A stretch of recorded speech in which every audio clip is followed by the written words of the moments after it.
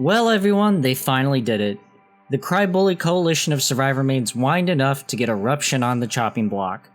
This comes after completely gutting Pop Goes the Weasel and Ruin, thus leaving us with Overcharge, Call of Brine, and I don't know what else that's effective at this point.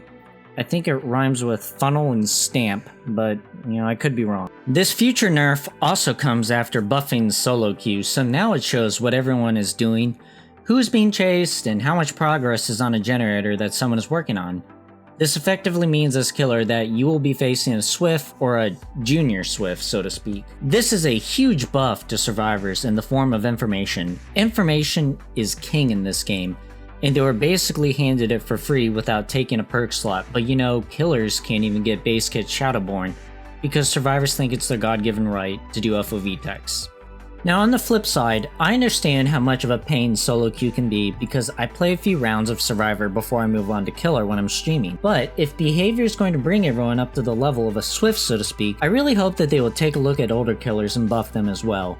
But I doubt it due to the recent announcement of a nerf to Eruption. But it's not fun not doing anything for 25 seconds, and you need to think of others' fun as well!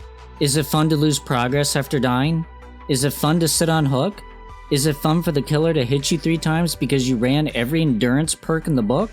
Oh wait, I forgot, we don't care about killers, it's only survivor fun we need to be worried about.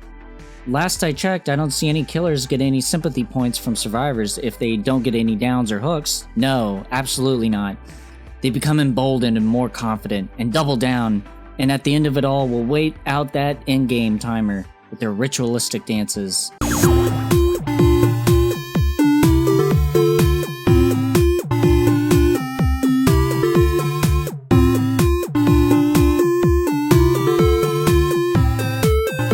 I think Eruption is good for those M1 killers that behavior forgot, and M1 killers definitely need all the help they can get, due to their lack of anti-loop mechanics and or ability to spread pressure across the map.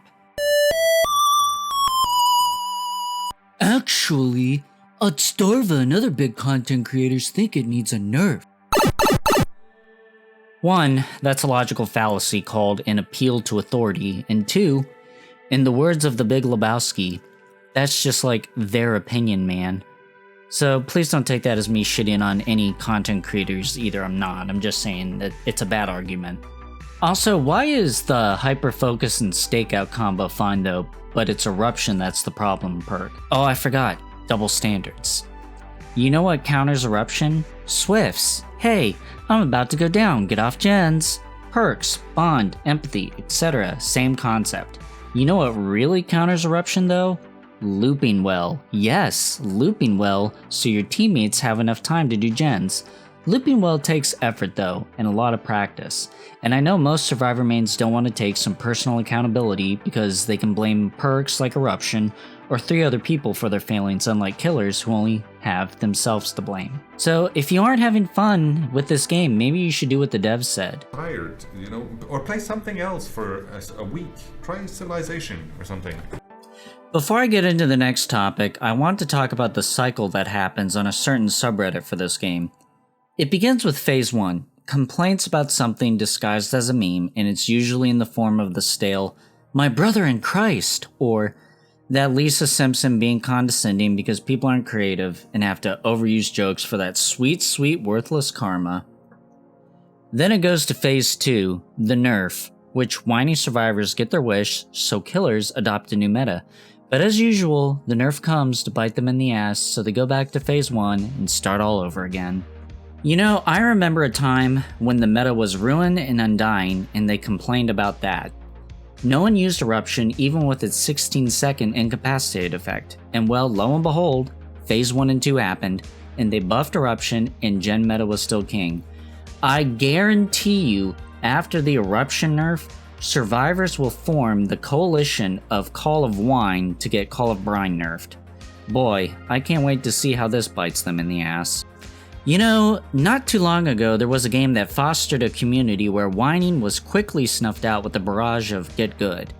Yes, I'm talking about Dark Souls, a game that rewarded people for getting better and not giving up skeleton. Where people trolled others with dubious messages that led to their downfall. There was a mechanic for you to invade other people's games and impede their progress, even a whole BM emote system. Some of the best YouTube content I've seen that inspired me to start my channel. Yes, those were the days. I understand that meta changes are good, but this endless cycle of killers get something good and survivors whine about it is ridiculous. You know, I know the Friday the 13th game is somewhat dead, but I looked at their subreddit and it was refreshing to see the responses to tunneling. I just want to read some excerpts real quick. To be fair, you are not being tunneled for no reason. You're being tunneled because that is literally the point of the game, to hunt down and kill the counselors. But the single best way to get better as a counselor in this game is to take advantage of the ability to watch so many other people play after you die.